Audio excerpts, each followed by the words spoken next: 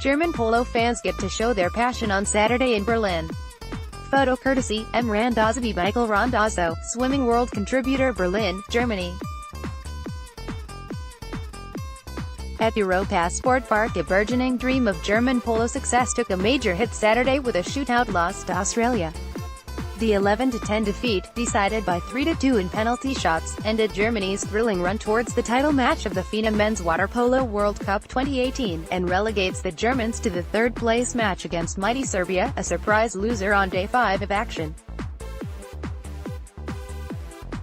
Despite the setback, head coach Hagen Stam was impressed by what his players have accomplished all week in front of their countrymen.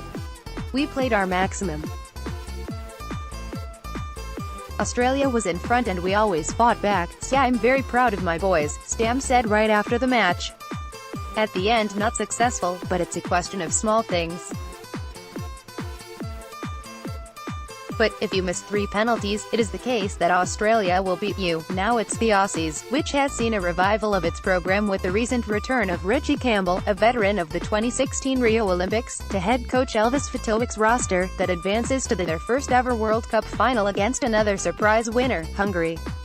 Head coach Thomas Mars's squad lost their first match 12-10 against an inspired German team, with major credit to the referees who fouled out 4 Sharks as they, along with players, coaches and spectators, struggled to adapt new rule changes imposed less than 2 years before polo's biggest polo event of all, the Olympics. But the Germans remain the story of this tournament. Even though they dropped a second 1-goal decision to the Aussies in the last 3 days, the collective spirit in the water and in the stands demonstrate a much brighter future for polo here. The game with Australia was a back-and-forth affair, with neither team ever gaining more than a 1-goal advantage. For much of the match, German captain Julian Real was the leader his young teammates needed, scoring twice while spearheading a combined defense that limited UK's, Australia's massive centre, to 1 score in 3 opportunities, after he shredded the German defense for 5 goals in a 9-8 loss on Thursday. But, when his team needed a special moment from their captain, that moment was simply too much. Real missed a penalty shot in the shootout that would have given Germany an insurmountable 2-goal advantage. So much has been accomplished in a tournament that has already seen Germany qualify for its first FINA World Championship since 2013, but Stam was entirely focused on the game at hand. "First of all, we have to play the game tomorrow," he said. "It will be really important for the boys to win a medal." For the Sharks coach, perhaps the biggest opponent beside the Germans, and perhaps the referees, was fatigue. Playing for a 5th straight day, he was appreciative that his players rose to the occasion one day after one of the biggest victories of his career as head coach for Australia, a 9-8 victory over Croatia. "I believe we were more exhausted from the previous game than Germany, because they played with South Africa," Fatovic said after the match. "But we want to put the best effort for tomorrow. We don't play so often in the finals of tournament like this." That's a major understatement. This is the first time in history that Australia has advanced this far in a FINA World Cup tournament. Photo courtesy, Waterpology. Leading the scoring for the Sharks was Aaron Younger, who struck for 3 goals. Perhaps it's no surprise that Player of the Game honours were awarded to goalie Joel Dennerle, who appeared in his first match of the tournament and ended up saving 3 German penalty attempts in the shootout, the difference between a third-place match against the always dangerous Serbs and a title match against upstart Hungary. A little less than 2 months after a dismal showing at the 2018 European Championships, a young Hungarian squad appeared to have found their way against a Serbian team that contained 4 players from the team that beat them 8-5 in Barcelona. Saturday was a different story entirely. It's possible that the Serbs, despite being a consistent finalist the past 5 years, finally gave way to destiny and fatigue, and an inspired Hungarian effort which saw Ben Spatori, 3 goals, extinguish Serbian coach Dejan Savic's hopes for yet another title. The Serbians had one final chance to tie, and this was an example of where the new rules make perfect sense.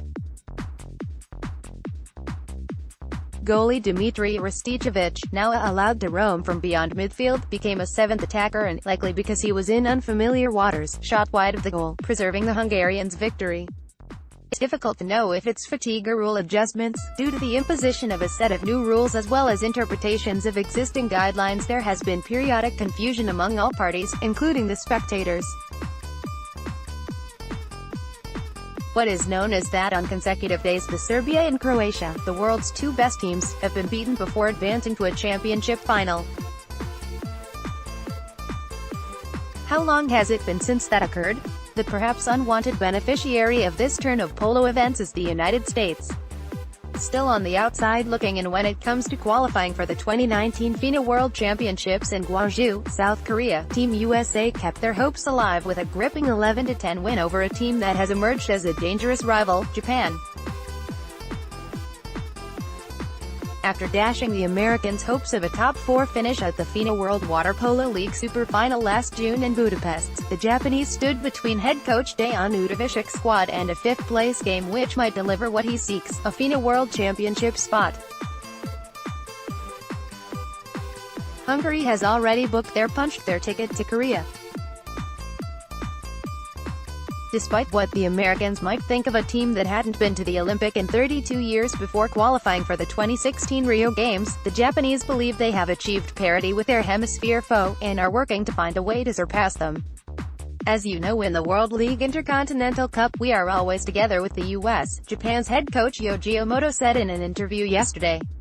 And the US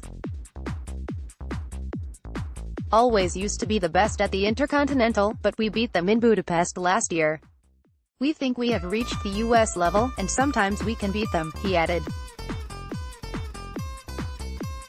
And yet what has become the best rivalry in the sport, the two teams battled in the water, with the US brute strength and scoring capability of Alex Bowen, 5 goals, and Luka Cupido, 2 goals, alternating with the fierce counterattacks of Sayadaki, 5 goals, and Keigo Okawa, 3 goals. The difference today came down to emotion, seeking to get a monkey off their back against the pesky Japanese. McQuinn Barron, 15 saves, was strong in goal, and the Americans got a brilliant defensive effort from Alex Rolls, who muscled the smaller Japanese around the pool, and Ben Halleck. US fired up. Photo courtesy, Laurie Verdigal after Bowen scored his second goal of the period to give the US a 2-goal lead. Barron and his defenders were able to hold off their opponents to advance to a fifth-place match against Croatia. The two sides have met many times before, with the Croatians winning almost every time it counts. The one exception is recent. At the FINA Super Final, the US played a gritty match in beating Croatia 12-11 on the strength of 5 goals from Bowen. It will take a similarly heroic effort from the Americans to beat the Croats, capture 5th and book a spot in the 2019 FINA Worlds. It's not impossible, but, with head coach Ivica Tusic having at his disposal 9 of his starters from last year's World Championship squad, it may be a lot to ask of a young US squad. Regardless of how Sunday's action plays out, the clear winner remains the Germans. A few weeks from now their profession teams will open Len Championship League play knowing that they're ready to compete with the world's best. We will take it step by step. Stam said, there's an Olympic qualification tournament, there's a European Championship before, but I'm happy I have a good, fighting team.